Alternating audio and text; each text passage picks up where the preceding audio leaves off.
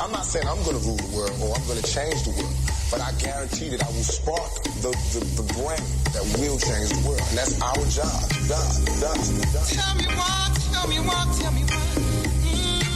Why can't we live together? Tell me why. Why can't we live together? Everybody wants to live together. Why can't we live together? Hello, all you melanated beauties, sun-kissed by God's lips. This is Coy with your black tea sip. I'm sipping power to pour you the truth. Go grab your cup. Let's fill it up. All right. This is Coy with your black tea sip on this beautiful Friday. It's a little chilly outside, but thank God the sun has, in fact, decided to peekaboo with us and to melt the ice and allow us to go on with our daily lives. We live in Dallas, Texas, and, well, people say, you have snow and ice in Dallas? Yes, we have real winters and real summers. Come and join us for either. And if you don't like the weather, stay about 30 minutes. It'll change. So today we got a lot to talk about. There is a black woman going to the Supreme Court. Woo! Hallelujah. There is a God. He is still in the blessing business. Now, with that being said, there are other things that are going on that I want to talk about. I want to talk about the fact that Ukraine is under siege and what that means for us. I want to talk about that because, here we go. Y'all say, well, what's that got to do with the black tea sip? I'm so glad you asked. Well, how is that going to affect our pocketbooks that Putin has pooed, and now we are having to help Ukraine refrain from being taken over? Did a lot there, I know. So here we are, minding our business yesterday. I am going to get to the black woman for the Supreme Court. All right. Here we are, minding our business, and we look up, and Putin no longer has all of his military weaponry and tanks. Putin pooed and moved on into Ukraine. They've been at the border playing pee-pie with the people. Peekaboo, scare you. Peekaboo, scare you. I mean, they've lived like that for weeks. And the truth is, we're talking about weeks. They've lived like that for years. I mean, it's been terrifying for these people for a really long time. And, you know, we've kind of glossed over it in a sense. I mean, we've heard it talked about and we've seen things, but the truth of it is we weren't really, you know, aware of the magnitude of Putin's craziness. Like, we know that he's, you know, ticky boom boom, like we already knew that.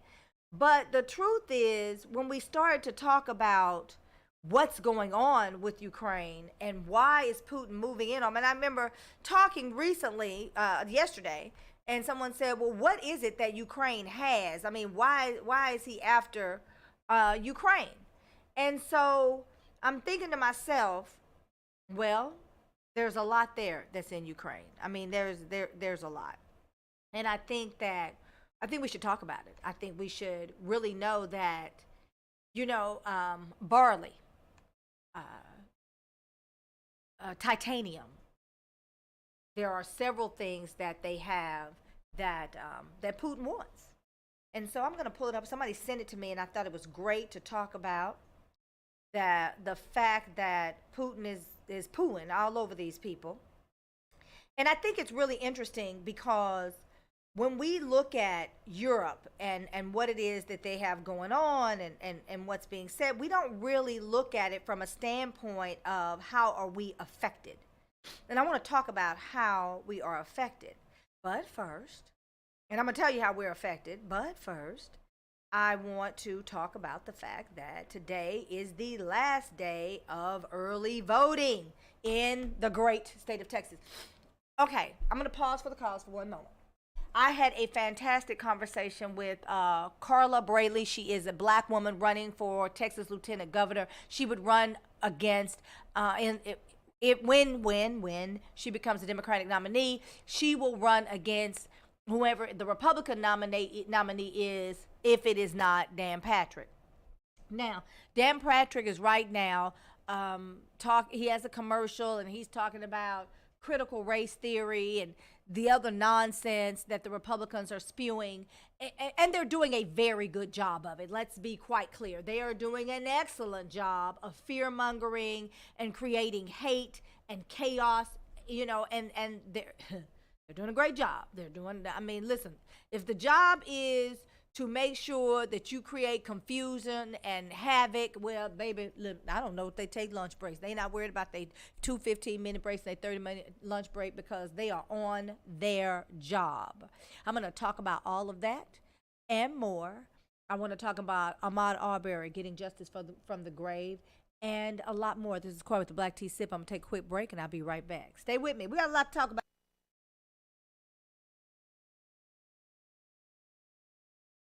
Nourished skin is healthy skin. Simply Ardor skincare products provides luxurious nourishment for your body. Indulge in rich scrubs and body butters and top it off with our sensational and unique aromatic lines of sprays and roll-on fragrances. It's simple and lovely. Simply Ardor.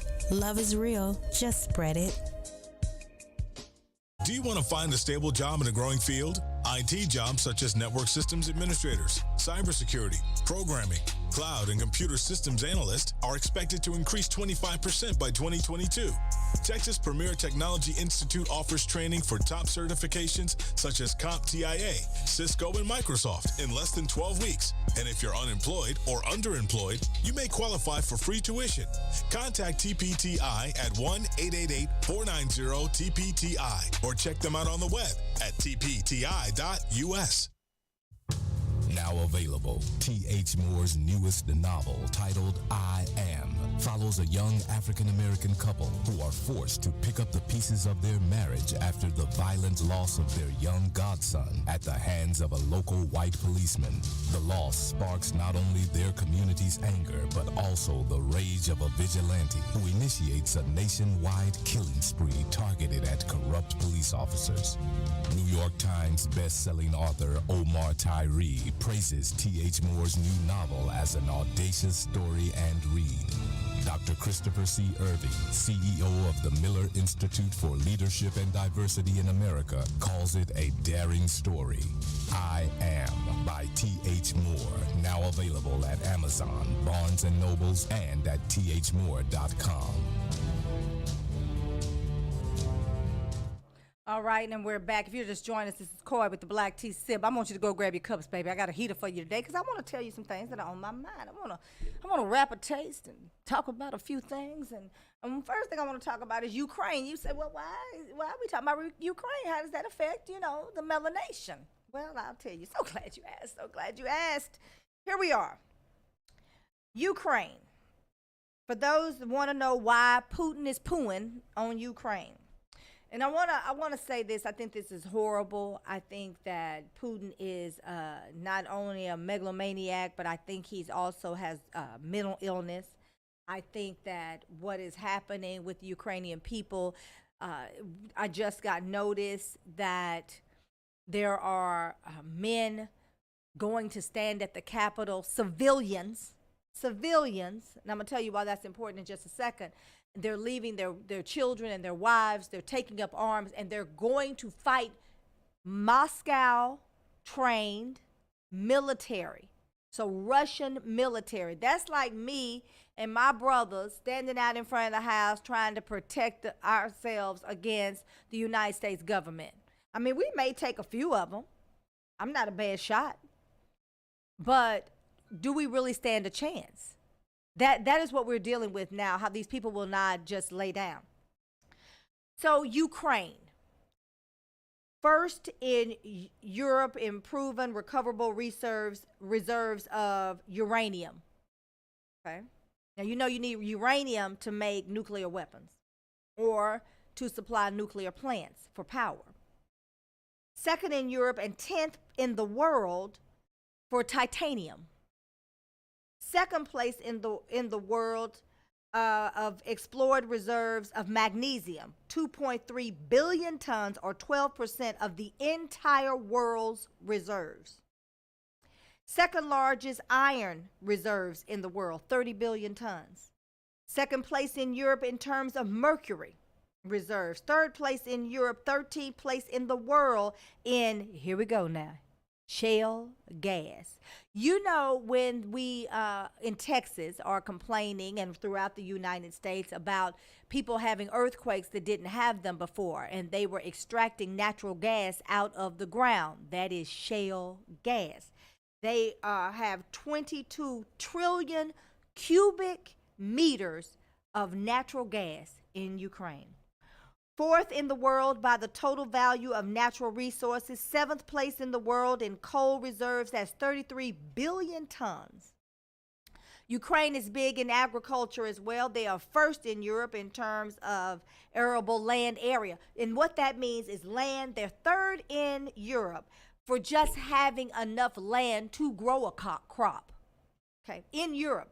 I'm not just talking about Britain where the queen lives, because they haven't had a king in a long time. Where the queen lives, I'm talking about the entire continent of Europe.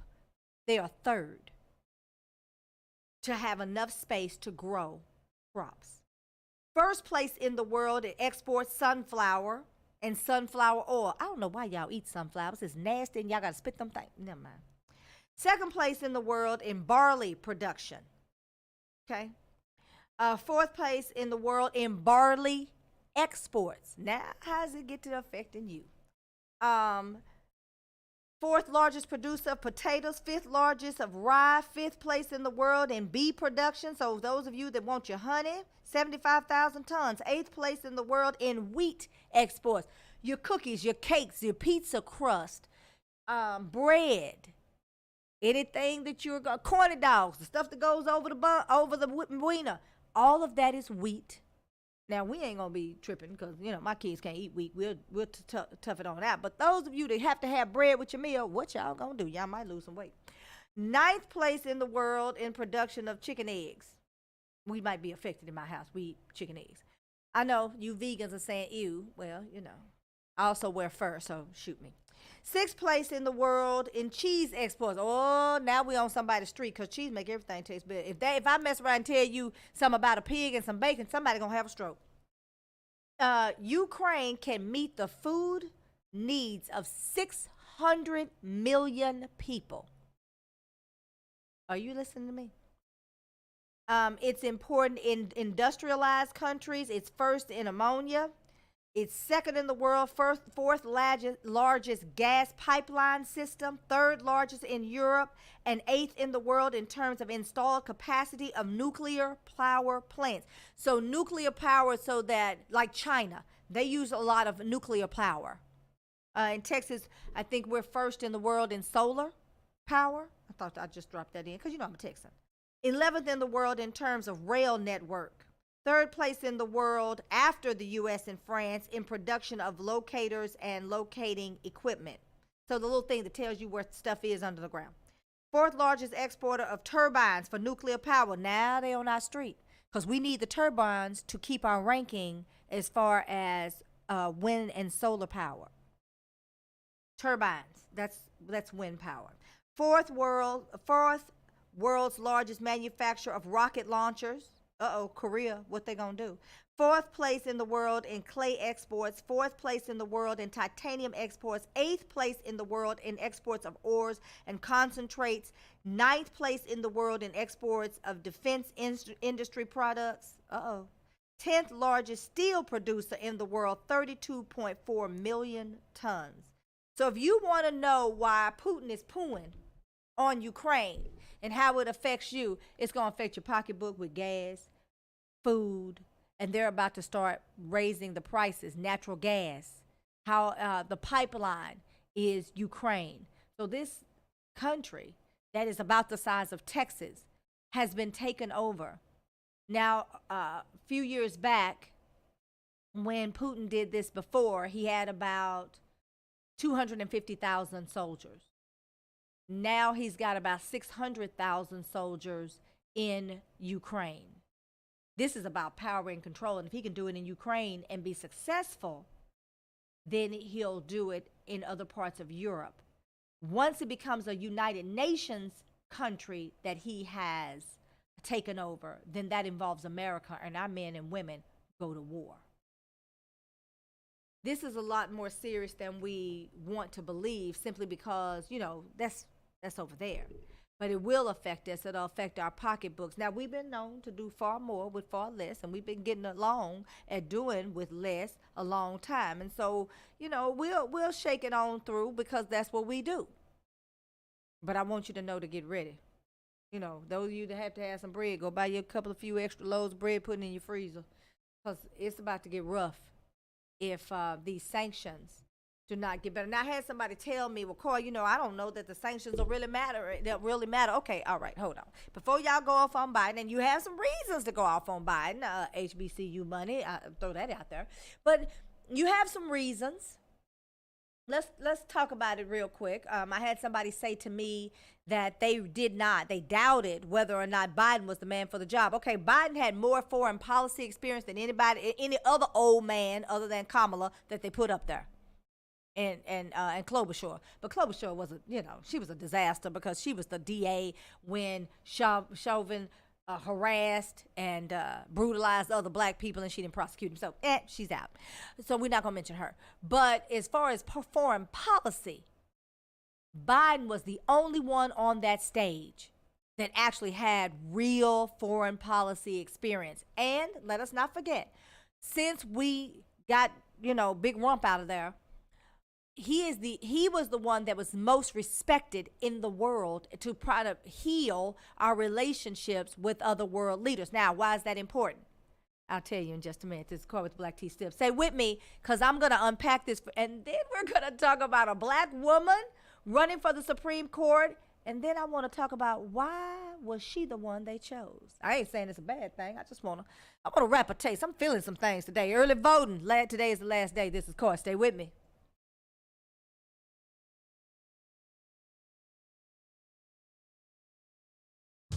Now available, T.H. Moore's newest novel, titled I Am, follows a young African-American couple who are forced to pick up the pieces of their marriage after the violent loss of their young godson at the hands of a local white policeman. The loss sparks not only their community's anger, but also the rage of a vigilante who initiates a nationwide killing spree targeted at corrupt police officers. New York Times best-selling author Omar Tyree praises T.H. Moore's new novel as an audacious story and read. Dr. Christopher C. Irving, CEO of the Miller Institute for Leadership and Diversity in America, calls it a daring story. I Am by T.H. Moore, now available at Amazon, Barnes & Nobles, and at thmoore.com.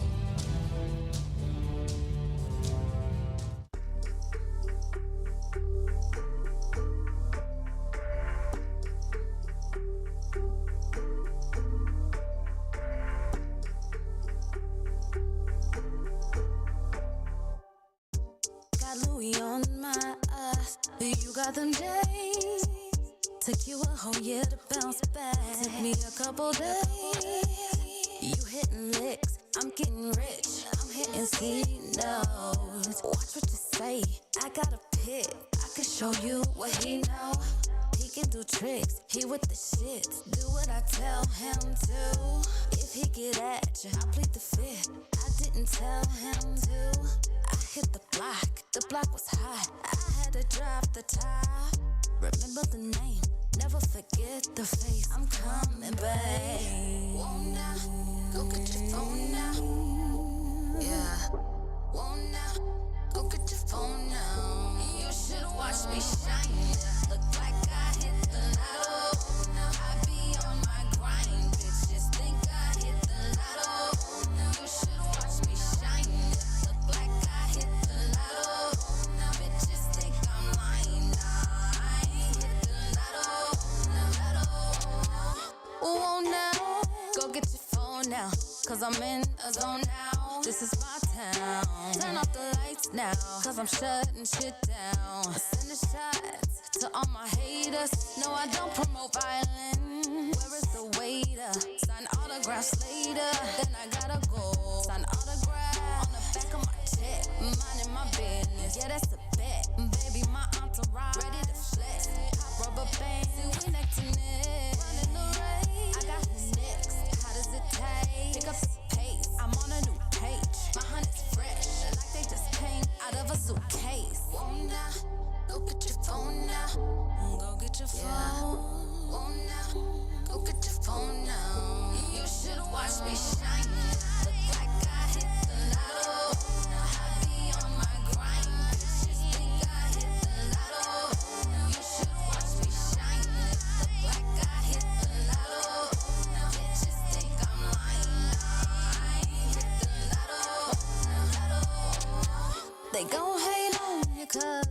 you shining bright.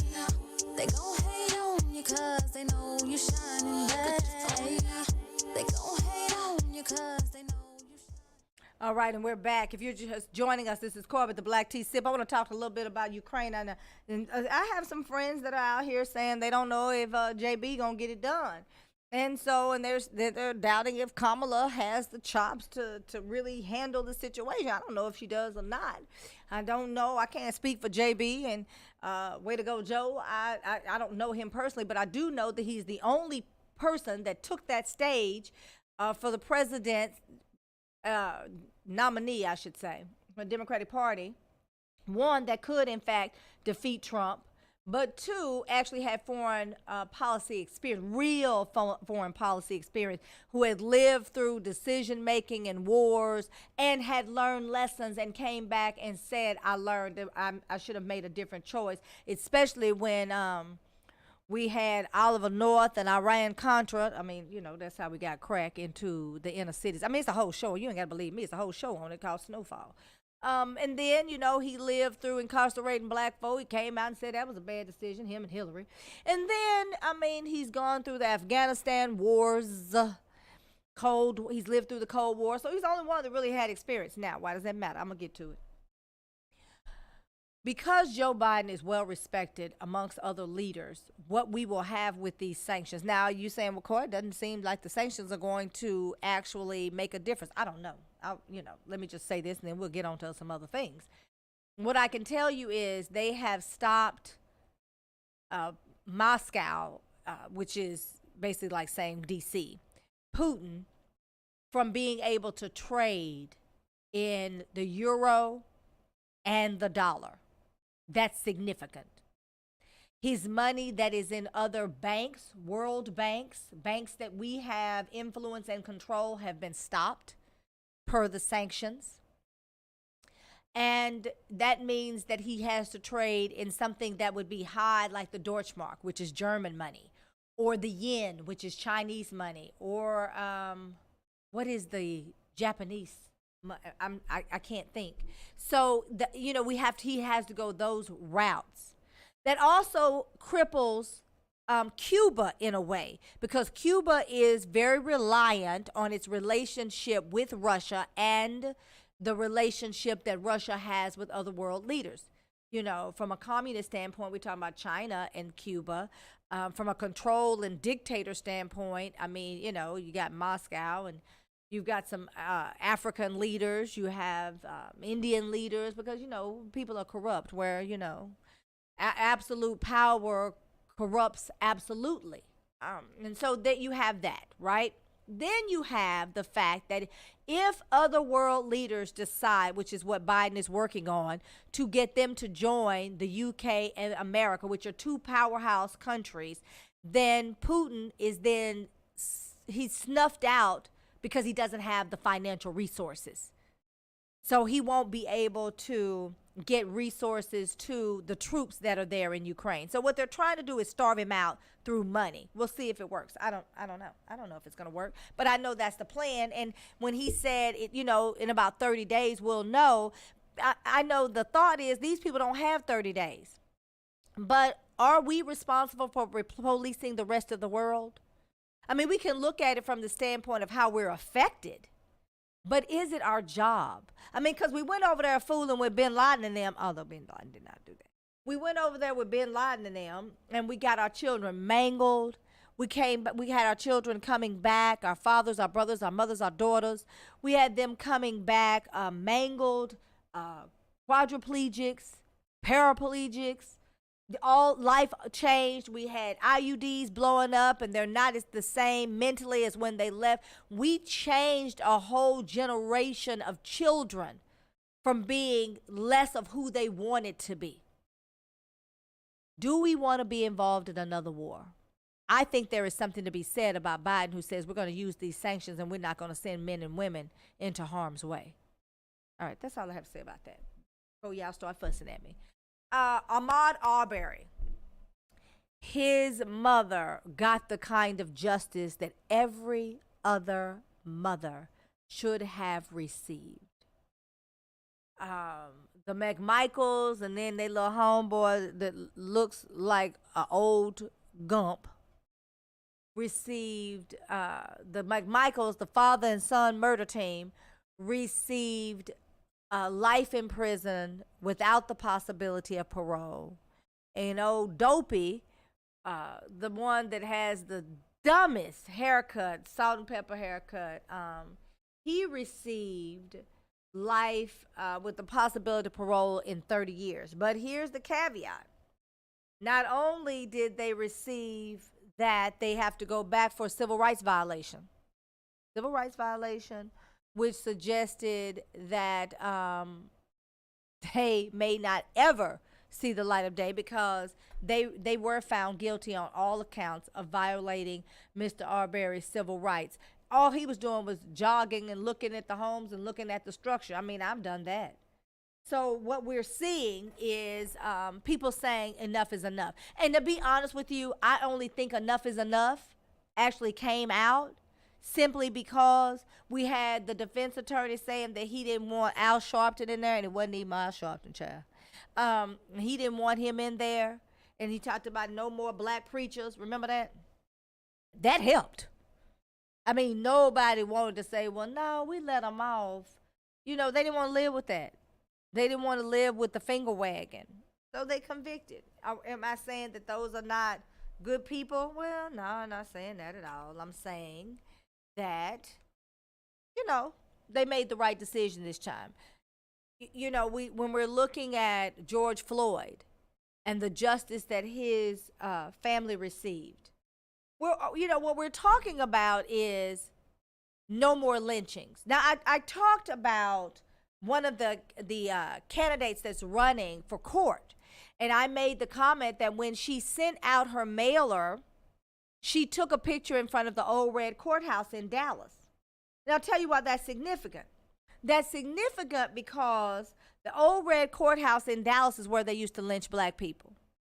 That's not her courthouse. She's at the George Allen's, big white building on Commerce, right after you come off the freeway or before you go out of downtown, however you want, right when you come in or right when you go out. That's where the George Allen is. And that is where she is officed, if you will. That's where her court is. So why take a picture in front of the old red courthouse? It's a dog whistle. It tells people things. But in 2021, the city of Dallas, which I served on the workforce, because we had a task force with the Dallas mayor to remove Confederate monuments, and then we had a work group to recontextualize, this is not my words, recontextualize the Fair Park and to erect other monuments to really give credence to the time and to honor certain people. So we did that, right? We did that with installing a plaque at a place that, if it's not exactly where it is, very near to where Albert Brooks was murdered by the Little Red Courthouse. Sally Montgomery did that. And so with that being said, that is a bit of a dog whistle, right?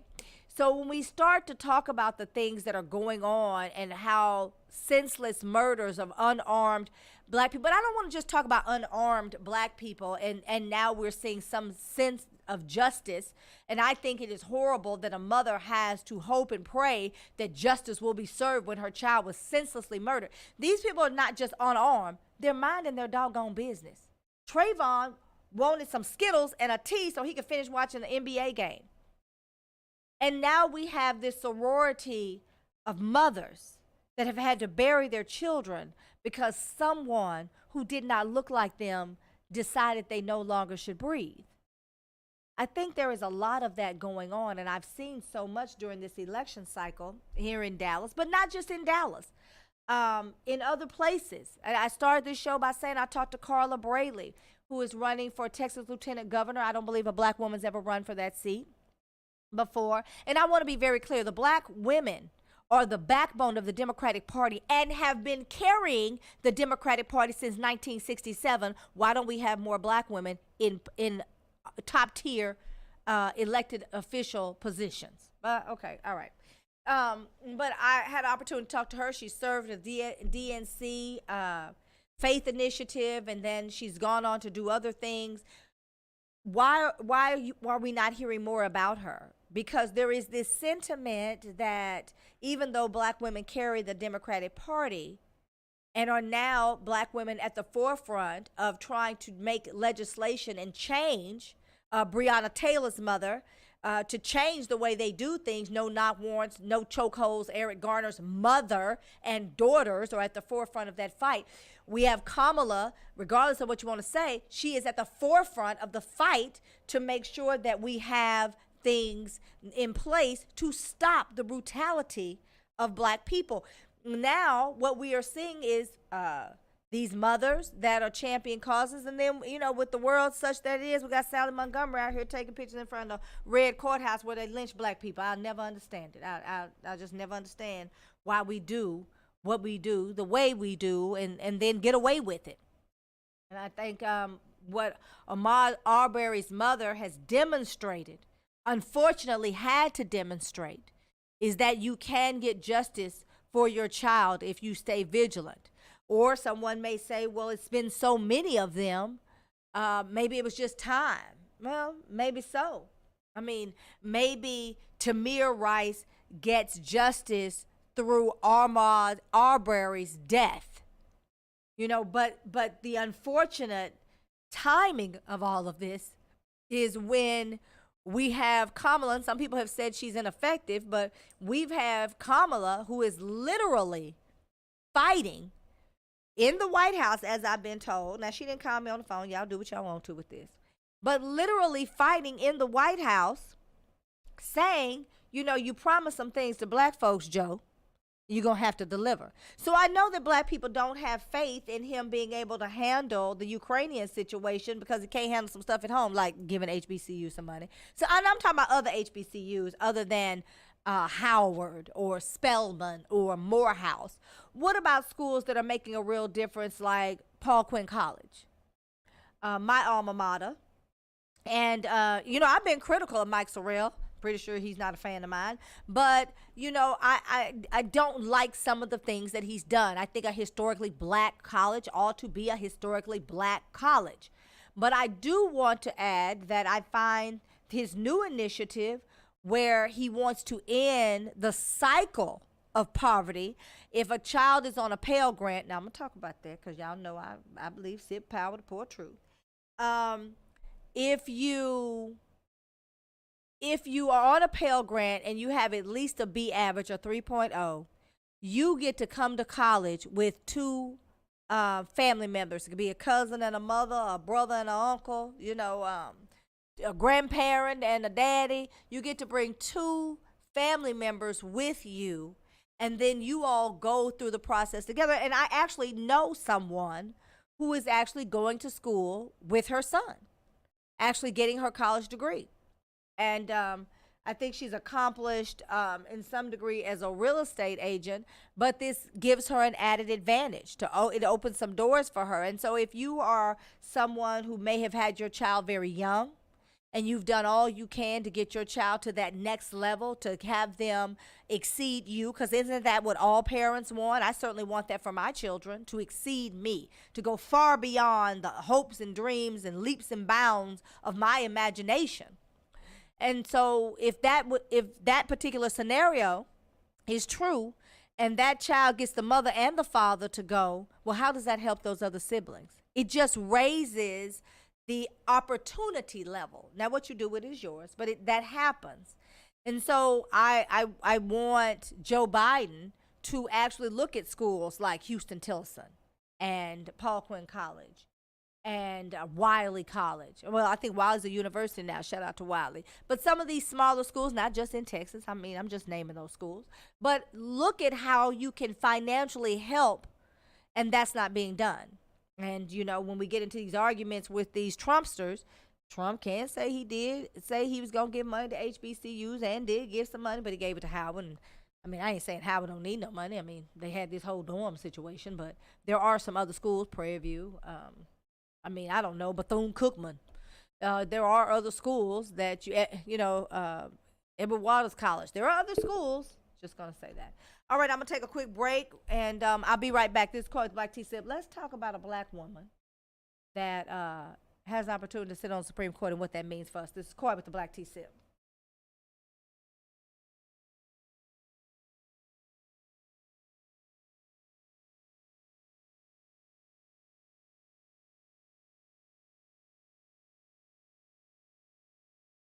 I'm Misty Mosteller, candidate for judge of Dallas County Court at Law Number 3. I grew up in Oak Cliff, right at Camp Wisdom and Polk. I have been a practicing attorney for 22 years. I'm a certified mediator, and I'm licensed to practice in Texas, Oklahoma, and Michigan.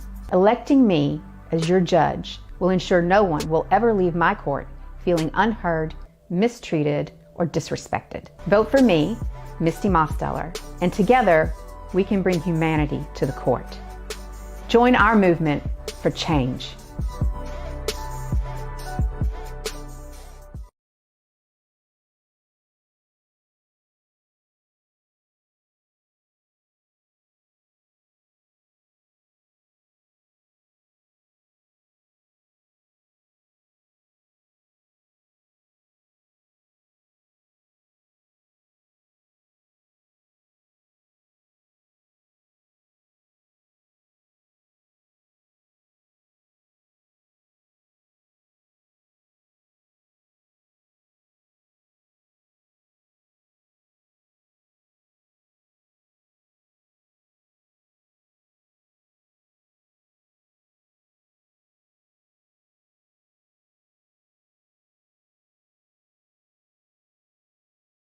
The events of the world, Ukraine, Putin pooed, and we're also talking about the fact that now Ahmaud Arbery's mother has justice in a way that other mothers have not.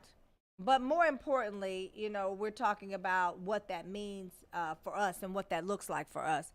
And I think that there is some hope that there will be real consequences for people who gun us down and rob us of not only our civil rights and our liberty, but our ability to just function in our sun-kissed skin. All right, we have a black woman that is getting ready to go to the confirmation hearings for the United States Supreme Court. Now, Biden said, now here's the story, here's the backstory, because y'all know I love a backstory. I'm a history buff, and, well, you know, I also like to talk, so if you want to hear it, here you go. We have this story that when Biden was running, y'all remember he got really low in the polls, and Clyburn, who has been Congress member for like 1,000 years, Jim Clyburn, was in South Carolina, was there with Biden and was a supporter of Biden and believed that Biden should be president. And so Biden is doing low in the polls, and if he doesn't win South Carolina, he's out. So Jim Clyburn says to Joe Biden, go out there and tell them that you are going to nominate a black woman for the United States Supreme Court. Joe Biden agrees. He goes out there to face the people in South Carolina and says, I will nominate a black woman to the United States Supreme Court. The crowd goes wild. Joe Biden, Joe Biden, Joe Biden. And then guess what happened? He won South Carolina, and it propelled him to the Oval Office. Why? Black people, black women in particular, carry the Democratic Party. So now he has to make good on that. He also told us he was going to give us money for the HBCUs. I know y'all said, Corey, you done said it about 15 times. I am disturbed. Well, he is making good on the United States Supreme Court nominees were all black women. Now, you know, he did the same with when he said, I'm going to nominate a black woman to be my VP. Okay, it ended up being Kamala, right? So let's talk about who he nominated for Supreme Court. But before we do that, I want to talk about all of the nominees. Now, We got Kamala Harris. She's a soror. Great. But we had the opportunity for Val Demings. She's a Delta, but that's okay. Everybody make mistakes, and you have to forgive them and move on. And then sometimes it's not a mistake, it's their calling. So Val is dark-skinned. Her husband is a black man. I think he's a mayor, was sheriff and then mayor. And, you know, they are the epitome of black success, you know, black power couple, if you will. But no mistaking their blackness. I wonder, y'all know where I'm going.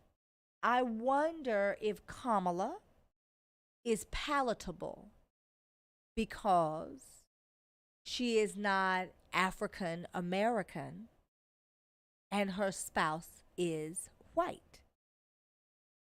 I wonder if Obama was more palatable because Michelle is black.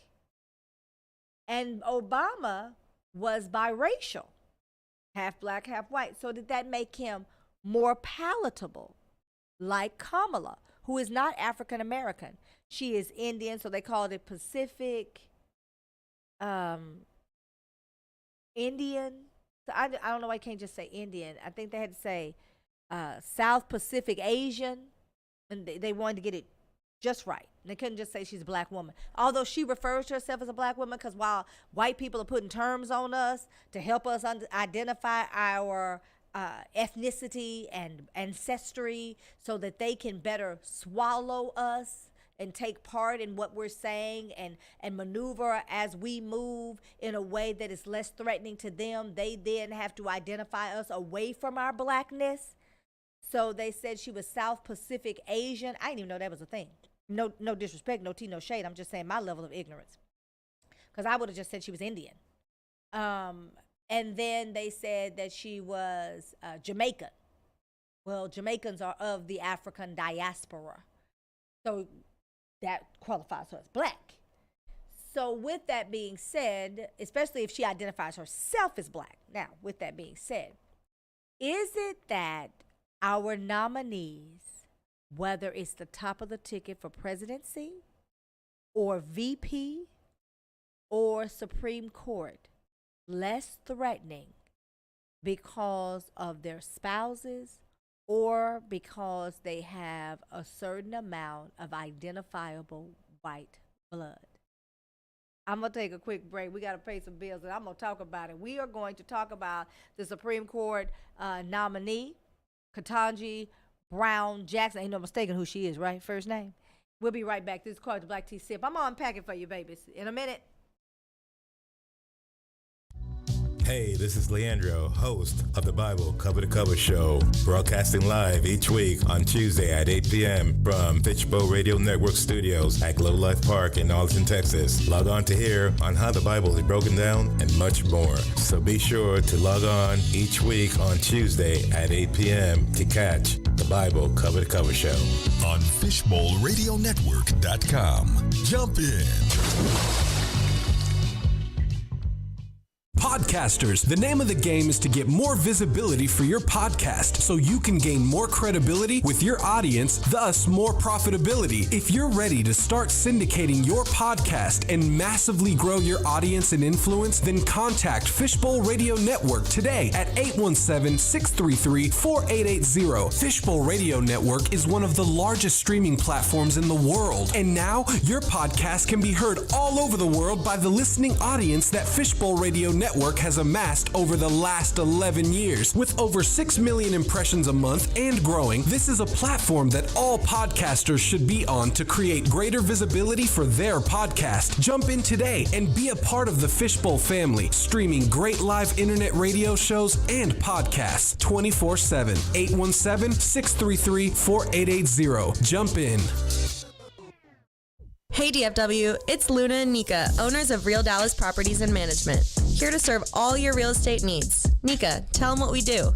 So we're a Dallas-based boutique real estate brokerage, and we're full service, which means we can help with every and any type of real estate transaction. That's right, we got your back at every stage of life. Whether you need an apartment, a home rental, to buying your first home, selling that home, buying investments, to even property management. And don't forget commercial. Looking for a new space for your business? We got you on that too. You can reach us on Instagram at Real Dallas Properties or shop all properties on the market at RealDallasProperties.com. Hi, this is Diane Marion Eunice, and I am a licensed marriage and family therapist. For the past 9 years, I have worked with over 300 couples in the areas of sexual health, communication, and conflict resolution. If you are interested in rebuilding connection and intimacy with your partner, please contact me today. I can be reached at 682-201-8175, or you can email me at diane@letstalkrelationships.org, or visit my website at www.letstalkrelationships.org. And remember, you can't heal if you refuse to deal.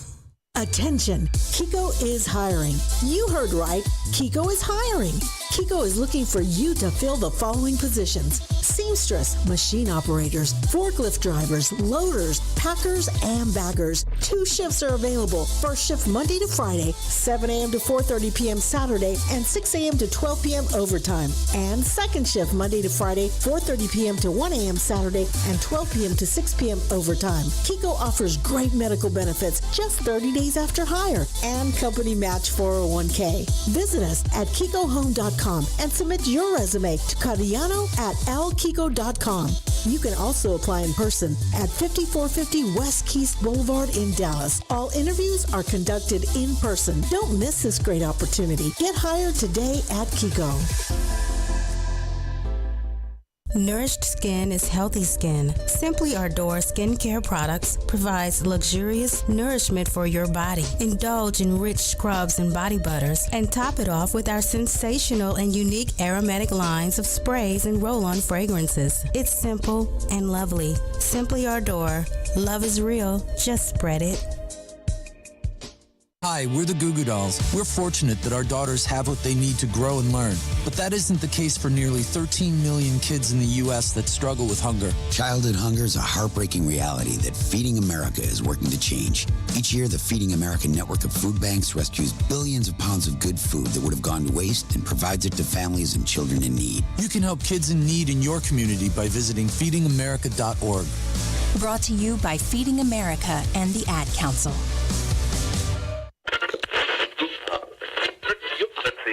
Yeah, if you came to get some real music with a real vibe, then you came to the right spot. You know what it is. 99.9. This is DJ Candy Can. Here with Loose Cannons. Letting y'all know we about to do this like a fresh pair of Lokes on Easy E. Baseline shade. Let me put my shades on.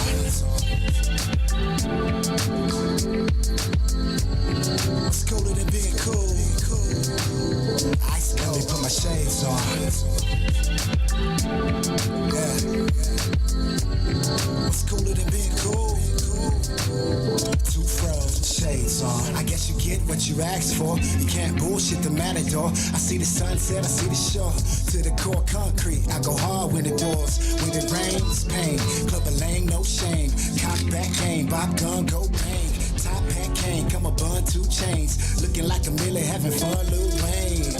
I've been this way since I paid for my school grades. By the pool, sipping Kool-Aid. We shake in the finger waves. Play dates in the backseat, bitch, I'm on my cool J. Take pride in surviving the stakes as I take the ride. Just hoping don't no break supply. First to rise, I want the whole cake, the pie. The lights are blinding, hold up, let me put my shades on.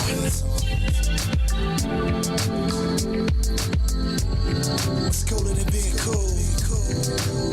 Ice cold. Let me put my shades on.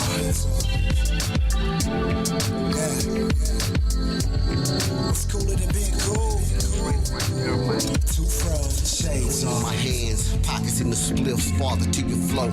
Wards in the cliffs, I push off the cliff just to see what your falls like. Just to see what your balls like. I drag nuts, can't carry too heavy. Busting down your walls like Katrina did the levee. Knocking in your box, Capri Chevy 99.9 UMG. If today was today, then tonight we should play. I clear up my evening, hit me up around 8. I'm giving one dolo shot. Down and come up like a pogo hop. Rocker wearing down to the polo shop. Friday night lights let my mojo pop. Better get your photos copped. DMC flashing in the photos.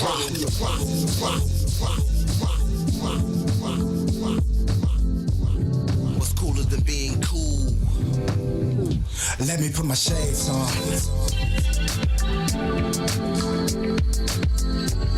What's cooler than being cool? Let me put my shades on. You didn't know what you was getting. It's Big Papa, Big Pimpin'. I'm a showstopper, helicopter, go Venice. Flying over suckers screaming, this is no scrimmage. This is no gimmick, no Instagram image. Papa's got a brand new bag and I'm in it. Looking for my innocence. I ain't seen a trace of it since I was 10 and convinced that my shit was the shit. This moment forth, I own to set the course. Avoiding that dead end one way. Soak up the sun rays. Said it take a minute to sunbathe. See, I don't drown, I get down and ride waves. Kanye the coach, in case close it's over. Dirt off my shoulders, change clothes to show ya. Supreme flow, need a queen, I'm King Cobra. Toast to not leaving here sober. Let me put my shades on.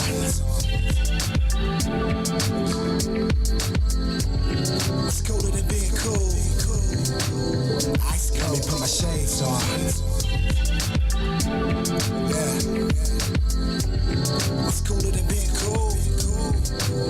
Two froze, shades on.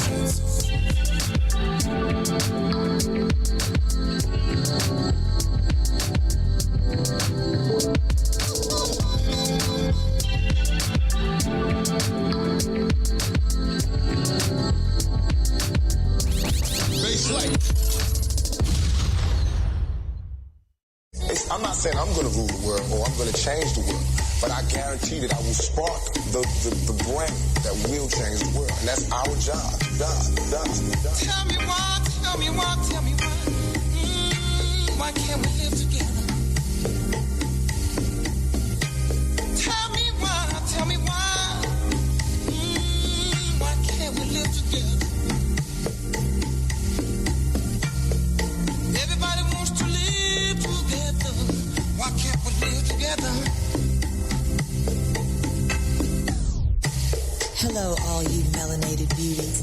Sun-kissed by God's lips. This is Koi with your black tea sip. I'm sipping power to pour you the truth. Go grab your cup. Let's fill it up. All right, and we're back at the 12 o'clock hour. If you're just joining us, we've been unpacking some world events. We've got Putin pooing on Ukraine, and the reason it matters is because they have a lot of the things that the world needs. And so when Putin comes in and poos, it really does affect our pocketbooks in other parts of the world. We have Ahmaud Arbery's murderers that have been sentenced to life, and Gumpy got life with the possibility of parole after he serves 30 years, and the McMichael father and son murderous team, life without parole, and now they have been convicted of on all counts of civil rights violations for Ahmaud Arberry, and what that will mean future forward as precedence has been set in Georgia for other 3K card carrying murderers, or would-be murderers, I should say.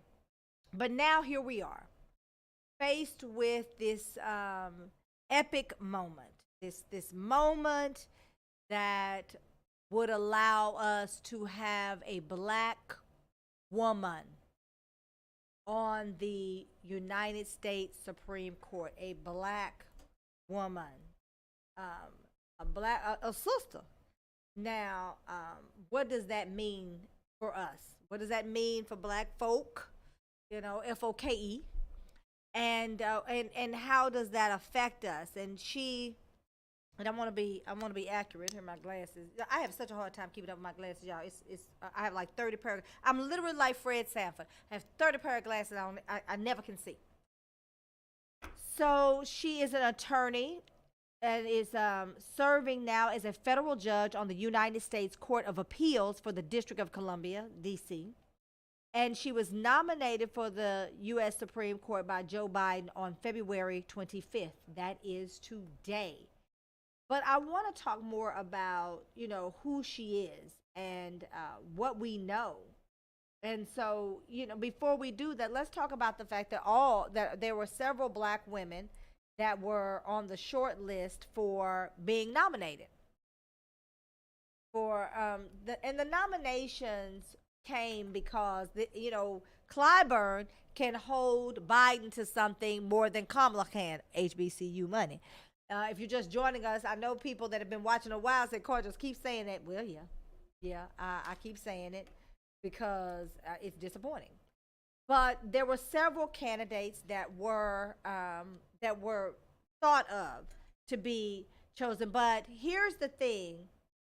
The short list was Kitanji Brown Jackson, Leandra Krueger, and Michelle Childs. They were the top 3 contenders. So let's just talk about that a little bit of, who's who. So we know that, and this was my pick. If Biden had called me and said, Court, what you thinking? I would have said, well, I'm kind of with Jim Clyburn on this. I wanted an HBCU graduate on the Supreme Court. No, it is not enough. It is not enough that the HBCU graduate is in the office next to the Oval Office. The White House not even set up like that, but that's what I'm going to say. And so she is second in charge of the United States of America. I mean, it's debatable about what that means in terms of this administration. I grant you that. But she is an HBCU graduate, the first black woman that has held that position, and the first to ever be the nominee or be nominated. Okay, so Kamala holds that distinction. But here's the other thing. Biden said that he wanted a black woman, and I shared at the 11 o'clock hour why. He said that because, well, Jim Clyburn said you got to go out there and tell these people in South Carolina you're going to nominate a black woman to the Supreme Court if you want to win. He wanted to win. He said it, and now he can't look Clyburn in the face and not do it. Now, that's just the truth. But I wanted Michelle Childs. Judge Michelle Childs is on the Court of Appeals for the District of Columbia Circuit Court. Okay, she's an HBCU graduate. I wanted her. She's 55. She currently serves the U.S. District Court of Appeals. She's from South Carolina, and she was previously a state court trial judge on the South Carolina Circuit Court. She is a graduate. Here it is. Drum roll, please. She is a graduate of the University of South Carolina School of Law. That's HBCU. And she works as a commissioner of South Carolina Workers' Compensation Commission from 2002 to 2006 in a labor division of South Carolina Department of Labor Licensing and Regulation for 2 years, 2000-2002. She's considered an expert in labor law and worked on employment law of the American Law Institute restatements of law. And she's very influential and very well known. And so U.S. Congressman Jim Clyburn, that was his choice. He wanted her. And so then you had another name that was floated at the top list was California Supreme Court Justice Leandra Krueger. And she's 45. She's worked for the Justice Department, legal counsel, and Office of Solicitor General, and where she argued 12 cases before the Supreme Court herself. Now, she's a Harvard and Yale Law School graduate. I mean, she didn't go to HBCU, but she probably qualifies for consideration. And she clerked for U.S. Supreme Court John Paul Stevens before entering private practice in D.C. and teaches at the University of Chicago Law School. So she would be one of the first black women to sit on the Supreme Court of the Fifth Court of Jewish heritage. She's black and Jewish. Okay, that would have made a lot of people happy. All right, and then you have Kitanji Brown Jackson. This is just the short list now. This is the short list, and considered by many at the top of his list. Now, Kitanji Brown Jackson. Let's talk about her accomplishments and ultimately, let's talk about why she was picked. Okay, I think it's important for us to talk about all of it, and she's certainly qualified. I mean, she's a Harvard graduate. She was serving as the federal judge of the United States Court of Appeals for D.C. District of Columbia. She's from Miami. She went to Harvard for college and law school, and she served as the editor at the Harvard Law Review. Remember, Obama served as the editor of the Harvard Law Review. She began her legal career with 3 clerkships, one of which was the U.S. Supreme Court for Associate Judge Stephen Breyer. Prior to her going to the appellate court from 2013 to 2021, she served as a district judge of D.C., and Jackson was the vice chair of the United States Sentencing Commission for 4 years, 2010 to 2014. Since 2016, she's been a member of the Harvard Board of Overseers. I don't quite know what that means, to be on the Harvard Board of Overseers, but it's included here, so it's got to be really, really impressive because, I mean, you know, it's Harvard. Well, it's not Howard. Okay, she didn't go, it's not HBC. I'm going to get past it. So Katanji Onika, y'all, Onika is spelled Onyika, Brown. Her parents are both graduates of, okay, wait a minute, here's some redemption. Her parents are graduates of HBCUs. Her father, John Brown, became the chief attorney for Miami-Dade County School Board, and her mother served as a school principal at New York World School of Arts. Jackson grew up in Miami, graduated from Palmetto Senior High in 1988. So, you know, early 50s. And after high school, you know, we know that she went to Harvard, but she graduated magna cum laude. I mean, it's a heavy sister now. This girl is sharp. And her uncle was sentenced to life prison. Okay, y'all know I'm going to bring it home for you. While she was in college, her uncle was sentenced to life in prison due to a nonviolent cocaine conviction. She was later persuaded to take his case. She later persuaded, her law firm to take his case pro bono, and President Barack Obama eventually commuted his sentence. So this is important for us, the melanation, for someone to understand what plagues our community, how we can get caught up, and how sentencing guidelines work against us just because of the nature of the crime usually is tantamount to the person's environment. What, you know, I mean, were they spending $500 for cocaine to go up the nose in our communities? No. But were they spending $5 for a crack rock in the 80s? Absolutely. So he is a product more of his environment, and those sentencing guidelines made sure that there was more time given for crack, for hard rock cocaine, than it was for the kind that went up your nose. And so the powder cocaine. And so people that were black and brown typically got longer sentences, more jail time, and were nonviolent offenders. We need someone on the Supreme Court that actually understands that. It understands it not only from a legal perspective, but knows how to handle it in the judiciary as a jurist. Someone who actually sits as a judge and looks at these sentencing guidelines and actually understands the people.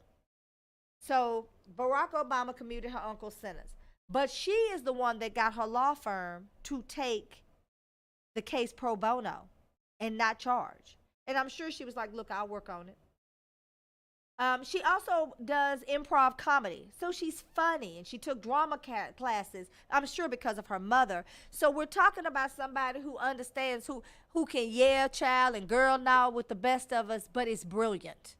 And I think that we need a mix of that because we have somebody black. Well, wait a minute now. I was about to say we have somebody black on the Supreme Court, but that, I might be going too far.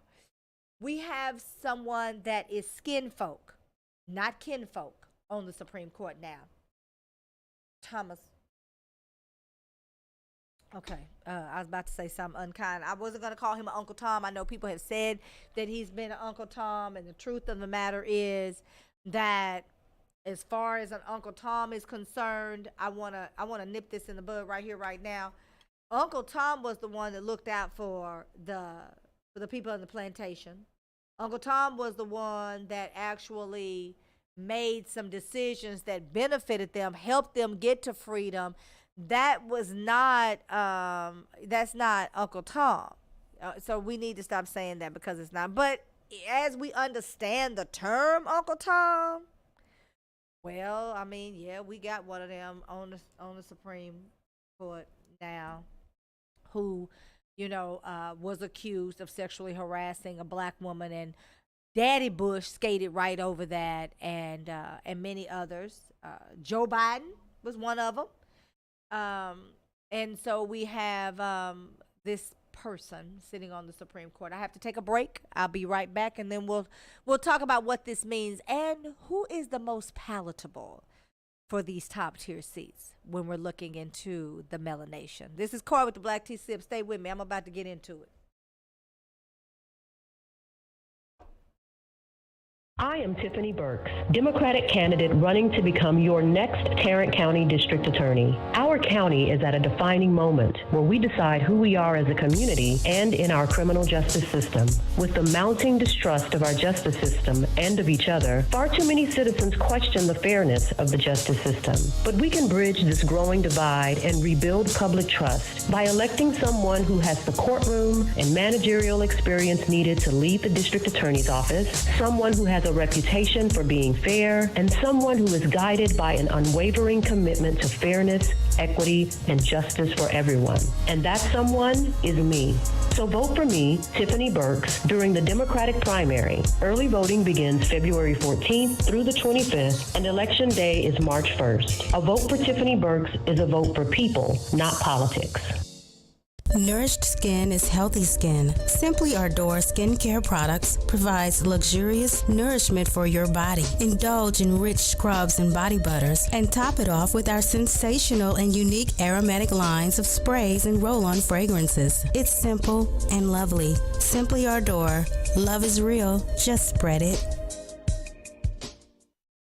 All right, and we're back. If you're just joining us in this 12 o'clock hour, we are talking about Kitanji Brown Jackson being the nominee for the United States Supreme Court, the first black woman to sit on the United States Supreme Court. And as you well know, there will be hearings, and they'll talk about all the things that make her good or bad, and they'll try to drudge up something, the Republicans, because, they don't like us because we're the backbone of the Democratic Party. Now, with that being said, I told you I was going to talk about this man. Lord, I don't have hives or anything. I just get so tired. Just break down. Clarence Thomas. You remember he was accused of sexually harassing Anita Hill. And then Anita Hill got a very cushy job teaching law at a very prominent law school. And I think that's the way they say, now you've been a good darky. You didn't take it any further. And thank you so much. And so now we have a sister, Kitanji Brown Jackson. She is the choice. There were several people on the list. I just kind of went through the short list. There was a woman that is Jewish and African American, and then there was a HBCU sister in consideration. Now, I mentioned Kamala earlier, and you were like, Corey, where are you going with that? Well, I just kind of throw it out there and then see if y'all can catch it, and then we pull it back. Barack Obama, I kind of threw it out there, mentioned it, and pulled it back. I mentioned Val Demings, who has been in the House of Representatives for a long time. I wonder with this nominee, Angela, we have the graphic of her husband, Kitanji Brown Jackson. I'm just wondering if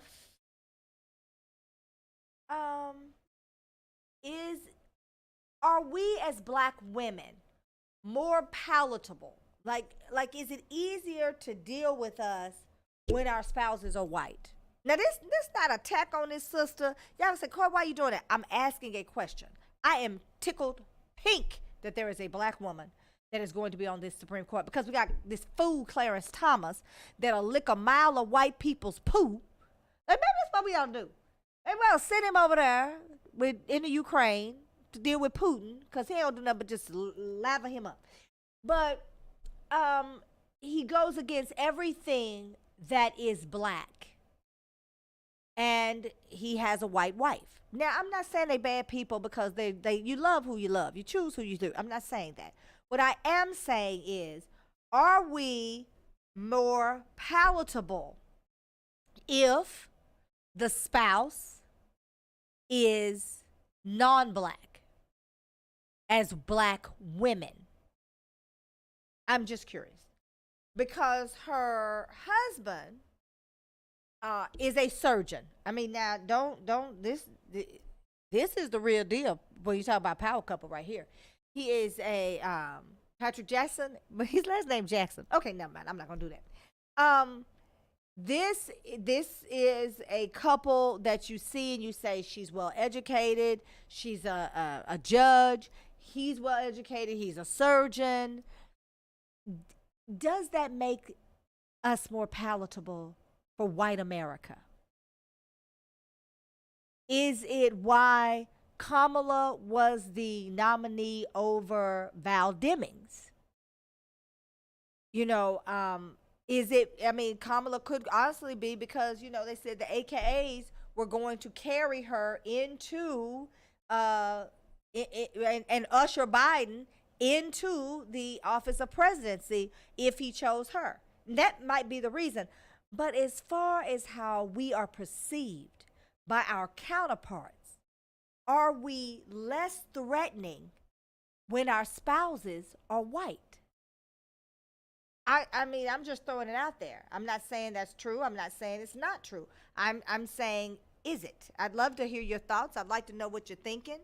The truth is, and I have somebody saying, well, Barack Obama was elected and his wife is black. Okay, fair point. I take that point. Divine Life, I take that point.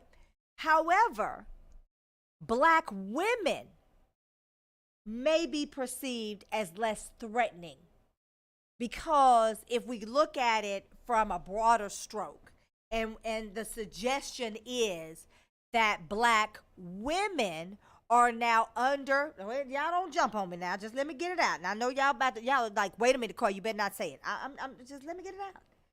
Black women under the umbrella of husbandry, okay, of a white man, which means she is guided by this white man. She is obedient, if we look at biblical interpretations, by the white man. And so it makes her more palatable. Maybe. I don't know. I'm just asking the question. Whereas the viewer made a valid point about Barack Obama. His wife was, in fact, black. South side of Chicago, baby. Ain't no blacker. And Barack Obama said himself in his speech that his wife had the blood of both slaves and slave masters running through her veins, where he did not. His father was from Africa, so had not been stolen away from the continent and then placed into slavery and made to be enslaved. And all of the horrors and brutalities and tragedies and lessons from that were not necessarily part of his ancestry. His mother was a white woman. I mean, we didn't dig into her background. I mean, it was probably some plantation goings-ons there. But for all intensive purposes, Barack Obama was not an African American. Neither is Kamala an African American. And now when we take an African American and we say we're going to put this woman on the Supreme Court, she's married to a white man. Now, I don't have anything, I don't have a problem with a woman being married to a white man. I'm simply asking the question of what is more palatable to white America when they start to position us in top tier positions. Is it that black women who are with black men are perceived black in the totality of the imagination, black and white? Because let's be clear, one of the reasons we love Barack is because of Michelle. I mean, truth be told, the mulatto boy probably wouldn't get y'all's love and attention the way he does if it were not for his black wife. I mean, Michelle is, big hips. And so I remember my ex-husband said, we finally gonna get some ass in the White House, because, when we see Nancy, bless her heart, Nancy Reagan. I'm thin, but Lord have mercy, the woman's just real thin. But, she was drunk. She used to drink. And then, we had Barbara. And then before that, we had the Mama Bush. My dad actually thought that was first President Bush's mother. And I remember him saying to me, that man take his mama everywhere he goes. I said, he does? He said, yeah. I said, he take his mama? My dad said, yeah, you ain't never seen his mama? I said, no, I don't think I ever seen his mama. He said, go everywhere with his mama. How you never seen his mama? I said, well, I don't know. I guess I'm not paying attention. I don't know why I've never seen his mama. My dad said the woman be with him everywhere he goes. She's sitting next to him. Every time you see him, there she is. I said, his mama? Daddy was like, yeah. Never seen his mama. And then they showed a picture. My dad said, well, there his mama is right there. I said, Dad, that's not his mama, that's his wife. My dad said his wife. So we had that in the White House. And then, we've had some tragedies in the White House. And then we got Michelle, who was real and elegant and poised and could do something with J. Crew. And then they said, oh, black people wear J. Crew. No, black people do not. Black people do not wear J. Crew. Michelle wore J. Crew. I'm not saying no black people wear J. Crew, but, Michelle should have been in St. John, but never mind. So, if he was fitting into the little slices of life that we're carved into, because there really is a black America and a white America, because most white people have absolutely no idea about Jack and Jill of America or Lynx, and they are vaguely familiar with our Divine Nines. So, yes, I put an S on it intentionally, because I had somebody say that to me, and there are people out there that are laughing right now because of the Divine Nines. So with that being said, is it that Michelle made Obama likable to black America? Yes, a black man in the White House. Yeah, his dad's African. But he wasn't African American. And so the thought process is the black man or woman who is not African American, but of the African diaspora, really connected to black life and black experiences here?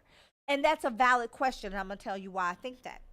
I think it's a valid question because, just hear me out before y'all jump on me. I think it's a valid question as to wonder whether or not black people that are not African American connect to the African American life experience, because oftentimes white people will try to dissect you from your blackness so that you become more acceptable. I've had it happen to me when I lived in Florida, and I had someone ask me, "Are you European?" And I looked at her. Well, those of you that know me, y'all know how I looked at her. And I said, "No, why? Do you hear an accent?" And I said it as flat and as Texan as I could. And she was like, "Well, no, I just, you just seem more European." Because her idea of a black woman, for whatever reason, I didn't fit into that mold. I was not carved into this section of her mind and the mentality of her stereotypes in such a way that made sense to what she knew black people to be. For whatever reason, I did not meet that systemic racist ideology. And so she decided that she would cast me out of America so that I would not be part of the enslaved people. I needed to be European because then I would be more acceptable. And I think that happens a lot of times, how we find ourselves fitting into certain molds in other people's minds, whether we know it or not, and certainly whether we can stop it or not. And so if that is in fact the question, then the answer is maybe. So yes, I said the answer and then I said maybe. The answer is maybe Barack Obama was less tolerable in some circles because he had this South Side from Chicago wife, and then more acceptable in other circles because he did. I never will forget watching Barack Obama walk through, and there were all of these leaders. I mean, it had to have been 40 or 50 of them lined up. And he was shaking, he reached out to shake their hand, and each one of them either removed their hand or never held their hand up to even intentionalize a handshake. And I remember watching that, and he went through the entire line, the 40 or 50 there.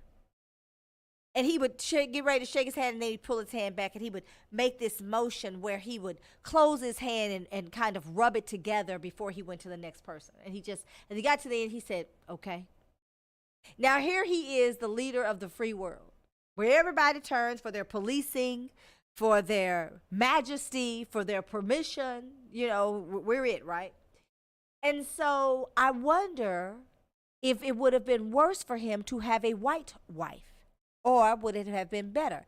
I think it would have been worse. And so when we have Kitanji Brown Jackson, who is a sister, who really understands what it is like to live in this sun-kissed skin. Hello, melanation. I wonder if some of the other nominees were less palatable because perhaps their spouses did not meet that one criteria of whiteness. I don't know if that is in fact the case. I'm simply saying there is a pattern here in the Biden administration. And that pattern is black woman, white man. Now, does that mean that she does not deserve her job? And y'all gonna say, Court don't want her to be the Supreme Court justice. You are out of your rabbit ass mind. I am enthusiastically tickled pink in ways you couldn't imagine. The exuberance that I feel is so captivating that I began to tear up today when I heard that she was the nominee. And I will be incensed if they attempt to treat her anywhere close to the way Anita Hill was treated for Clarence Thomas. Because I am part of that black tax, that community, which is holding my breath like, don't y'all do it, y'all better not. I'm almost part of the wish factor more than the hope factor, because I'm not hoping that they don't do it. I'm almost like I wish them would. Like I feel the need to embrace this black woman and hold her and to yell from the rafters, she's one of us. But I wonder if the one of us that gets through is because she's also intimately involved with one of them. Let's unpack this some more. This is called the Black Tea Sip. I got to take a break. We got to play some commercials and listen up. I want to get into it. So today is the last day of early voting. Misty Mosteller, you want to vote for her. Kim Cooks, you want to vote for her. There are some others I'm going to talk about in a minute. This is Cora. Stay with me.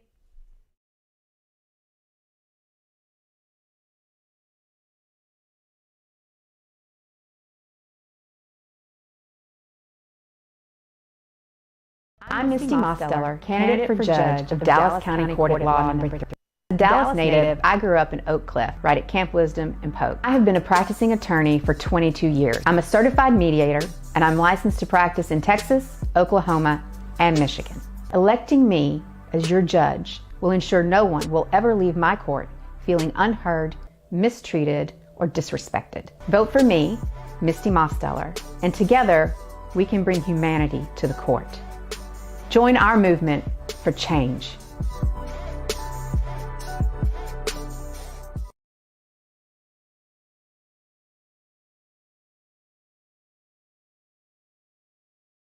Our county is at a defining moment where we decide who we are as a community and in our criminal justice system. With the mounting distrust of our justice system and of each other, far too many citizens question the fairness of the justice system. But we can bridge this growing divide and rebuild public trust by electing someone who has the courtroom and managerial experience needed to lead the district attorney's office, someone who has a reputation for being fair, and someone who is guided by an unwavering commitment to fairness, equity, and justice for everyone. And that someone is me.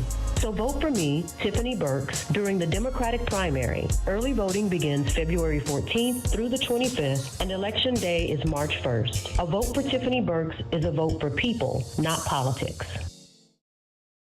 All right, this is Corey with the Black Tea Sip, and we are talking about the pattern of the Biden administration. I know y'all saying Corey does not like the black one. No, I love it. Y'all cannot. I got butterflies. I got tinglies. I'm so excited about this black woman who understands her blackness and the sun-kissed skin that she's living in to sit on the Supreme Court. And I'm not saying that I wanted someone else. I'm not saying that she shouldn't be. I'm simply asking, I'm posing the question. There seems to be a pattern in the Biden administration to, if you get a black woman, then she has a white man. And does that mean that there is a thought in the world of manhood or masculinity? Does that mean that it is more acceptable, more palatable, more tolerable? Let's use that word, more tolerable, if the black woman is under the husbandry of the white man. I'm not trying to make this be a racial thing, but my friend Divine Life says that there is a pattern across the board: government, education, corporation. Now we might be cooking with bacon. So does that make me less palatable in these circles that I have to move in because, one, I'm a big mouth little black girl from Oak Cliff, Texas, that embraces that in such a way that it could be very uncomfortable to white people? Am I effective enough where white people hire me? Absolutely. And I guess we'll see, in a minute on Tuesday if I'm effective yet again. But does that mean in these political circles, on local levels, okay, does that mean that when I take my black man, light, but certainly not light where you mistake white, when I take him, am I too black then? Is it just black enough to be accepted, but intolerable when there's a white mate or spouse? So there's the question. So we know in the Obama administration, we had black women that were unmarried. Bush administration, we had Rice. She was black and unmarried. And even though there was this rumor that she and he had a little something, going. There were black women, but there were no husbands, black or otherwise. So we saw that. And so then the thought is black women, career driven, and they go through that fallacy about black men being intimidated and, just because it's not just black men that get intimidated, it's men. I mean, he could be chartreuse. A woman who doesn't necessarily need a man is intimidating for a lot of men because men need to be needed. And women want to be wanted. I mean, that's just, women are from Venus, men are from Mars. That's that kind of philosophy. So if that is in fact the case, and in order for us to be in these top tier seats, our blackness has to be diminished or let's use diluted just a tad for us to be tolerable to white America when the white man is the head of the household and you are then under his umbrella, right? Does that make more difference? I know Jane Hamilton is running for Congress, and the race here has become a national race. I mean, it's, we've got Jasmine Crockett, who took $2 million of Republican money. And so you see her all over the TV. And I mean, listen, I have someone that told me that Jasmine Crockett was fired off of the Jordan Edwards case. That's the little boy who got shot up in the car by the police officer in Ball Springs. Okay.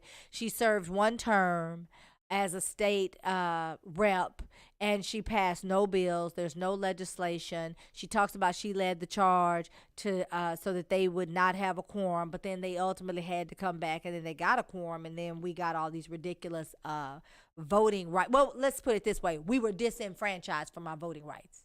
That's what happened with Jasmine. I'm a little biased, but, you know, the truth don't care who tells it. So now you have Jane Hamilton in this race. Eddie Bernice Johnson told Jane Hamilton that she was not her choice because she had small children, a husband and small children, black, not white. Am I saying that Eddie Bernice Johnson would have hired her had she had a white husband and some beige kids? I don't know. Eddie Bernice Johnson, ticket, ticket, boom, boom. I don't never know what the woman gonna do. I'm simply saying that became a knock against Jane Hamilton. Would it have been different had he been white? Because let us not forget, part of the step and fetch it routine that colored folks do is to appease white America by picking those of us who also will be tolerable in white America because of their affiliations, their relationships, their marriages. So to that end, are we saying that the Biden administration, well, I'm saying we because I'm making y'all go here with me because I know it's all me. The Biden administration finds black women more tolerable when they have white husbands. I don't know if that's true. I know that's what it looks like.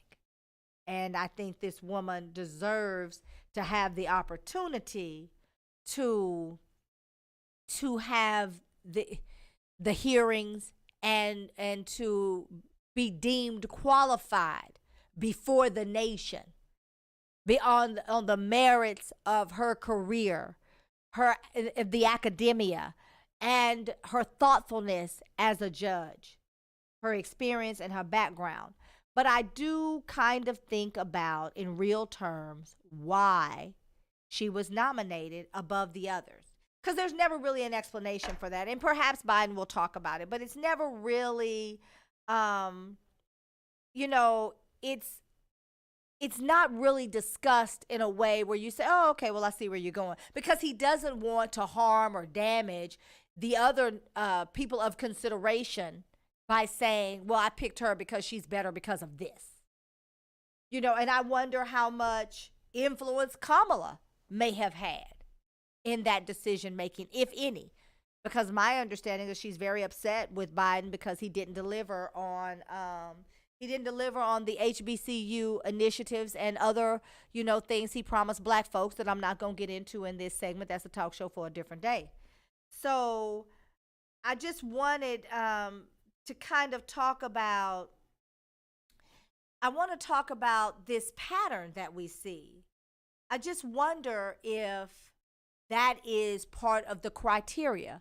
And someone is saying that it shows the nominated because her credentials must be impeccable. Well, I mean, we went through a background, so I don't know if that's what we're talking about. Okay. Are we saying that the other people's credentials were not impeccable that made the short list? Or the other 4 women before that were talked about in the news, and then we dwindled that down to a short list? So is the idea that all of those women of the African diaspora did not have impeccable credentials to even be considered? I think not. I don't think that's what I'm saying at all. What I am saying is it seems that the Biden administration has a bit of a pattern in his selection of black women. Now, I mean, if we talk about what is going on in the world and how we are perceived, we are the black backbone, I mentioned this before, of the Democratic Party. But we are also the ones that are most vilified, especially when they start to talk about black women on the other side of the aisle. Kamala has been made to be angry. They have mocked the way she laughs. They went on to when she was with Pence, and Pence would begin to speak over her, and she'd say, I'm speaking.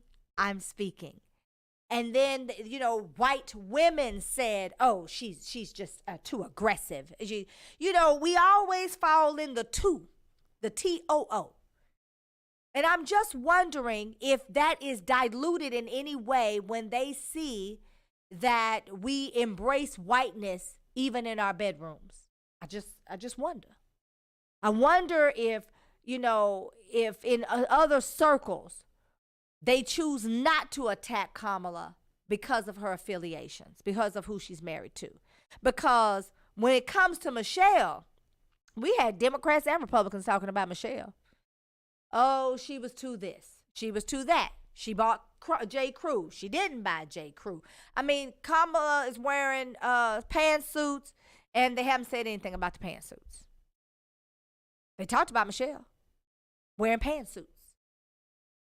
Then we got into the whole ridiculous, absurd, disgusting conversation about light versus dark. But it is a reality, and it's not just sequestered in some vacuum in the black community. No, it is very much a part of what we hear outside.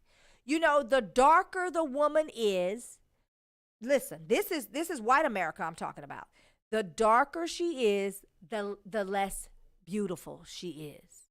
Whereas we see blackness and we celebrate it. But we even in our community will say she's a dark-skinned, pretty girl. Instead of her just being pretty. So color takes this absurd amount of energy and time in our world that either has to be discussed or justified when that person can do absolutely nothing about the color of their skin, light or dark, fair or not. And is that the totality of the person? Well, absolutely not. We know that Kamala is accomplished. Long before her name hit the national scene, she was accomplished, the youngest district attorney they'd ever had in California. And while they'll say several things about her that were untrue, crime went down. Weed cases went down, they were diminished. So then we don't talk about that. And then when we find out she has a white wife, white husband, those of us in Black America dismissed her. But did that make her more palatable to white America? Or is it just we can't win? And so we need more Joe Bidens to help us get into these top tier positions. I don't know. I don't really know what the answer is, but I'm looking. Did I want Val Demings? I'd take Kamala. She's a Sora. I like Kamala in this role, in this position. I like the fact that she's an HBCU graduate. And I did have concerns about Val Demings in the position, aside from being a Delta. I mean, it's all love in the D9. But her husband had been, with the sheriff department and had led the sheriff department, the police department, maybe it wasn't sheriff, police department for a number of years. And I was concerned in part about that, the kind of dichotomy between those two worlds, but where we need to be with policing, where we are with policing. So yes, I was a little bit concerned about that. But Kamala became the choice. And I think it was a really good choice, and I celebrate the choice. I think Kitanji Brown Jackson, a really good choice. I'm just seeing a pattern in the Biden administration that I would be remiss to overlook. Because on this show, we sip power to pour truth. That is my truth. I'll take a quick break. I'll be right back, and then we'll close it out. This is Coy with the Black Tea Sip. Let me read some of these comments because y'all got a lot to say today. I done pushed some buttons or stirred some stuff up. Let's read this casserole. I'll be right back.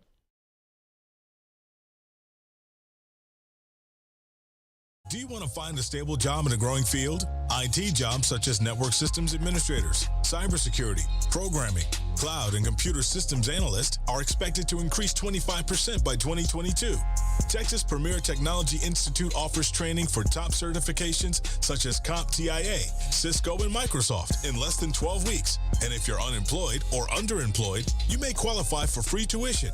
Contact TPTI at 1-888-490-TPTI or check them out on the web at tpti.us. I am Tiffany Burks, Democratic candidate running to become your next Tarrant County District Attorney. Our county is at a defining moment where we decide who we are as a community and in our criminal justice system. With the mounting distrust of our justice system and of each other, far too many citizens question the fairness of the justice system. But we can bridge this growing divide and rebuild public trust by electing someone who has the courtroom and managerial experience needed to lead the district attorney's office, someone who has a reputation for being fair, and someone who is guided by an unwavering commitment to fairness, equity, and justice for everyone. And that someone is me. So vote for me, Tiffany Burks, during the Democratic primary. Early voting begins February 14th through the 25th, and Election Day is March 1st. A vote for Tiffany Burks is a vote for people, not politics. This is Corey with the Black Tea Sip. So I'm responding in the break to Just Being Me on YouTube. And I love comments. I don't want y'all to stop. I want to hear what you think, but I just want to say I am not vilifying this woman and saying that she should not be the nominee. I'm not saying anything about her credentials. And so she makes a very good point. Just Being Me says that Amy Coney Barrett is the only justice without an Ivy League degree. Okay, all right. So I will accept that. I would have loved, I don't know if she was on at the beginning of the show, I would have loved to have seen some HBCU flavor on that Supreme Court, because y'all know how it is when you go to an HBCU. We come with a little something that they're not expecting. And so I think it would have made Clarence Thomas a little bit uncomfortable, because the HBCU nation would have stood up behind her and they would have seen us engaged in conversation about the Supreme Court decision making in a way in which black people have been a lot less vocal. That's just a thought. It may not be correct, but that is kind of my mindset when we come to the HBCUs. But I will take her point, and I think her point is valid, that there's only been one without an Ivy League education. And so I'm not saying that this black woman doesn't deserve the job. I'm tickled pink and green.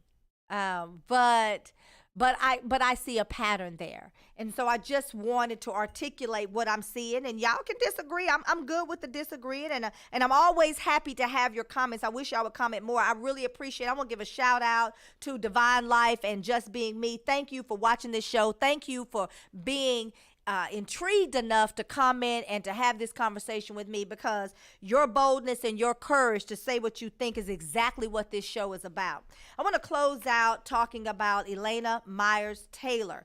She is the most decorated Winter Olympian black woman. She absolutely gets the Black Excellence Award. And she is a mother of a 2-year-old child that has Down syndrome. And I really hope that we see more focus on children of Down syndrome that are experiencing black life. I hope she talks about that, and I hope this gives her an opportunity to be able to shed light on that in a way that Holly Robinson Peete was able to do with autism. And I'm not just saying, oh, she's only talking about autism as far as blackness is concerned. No, that's not the case. She's talking about autism in the grand scheme, and I'm sure, given the opportunity, and I certainly hope she has it, Elena, the most decorated Winter Olympian, will have that opportunity. But our systems are very different when you live in sun-kissed skin and you need certain services to support your children. And I don't care if the child has ADHD or if the child is simply brilliant. Our services and the way that people tend to us in our needs are always very different. All right, I hope you enjoyed your time with me today. I certainly enjoyed my time with you. I got to get out of here. And listen, today, if you are in the great state of Texas, today is the last day of early voting. If you're in Dallas County, Misty Mosteller, Kim Cooks, who else is running? Ingrid Warren. There are some other folks, but there's a slate out there. I'm going to post the slate. That's what I think I'm going to do. I'm going to post the slate, and then you all can make choices for yourselves. But this is Corey with the Black Tea Sip. We'll do it again next Friday. Same bad time.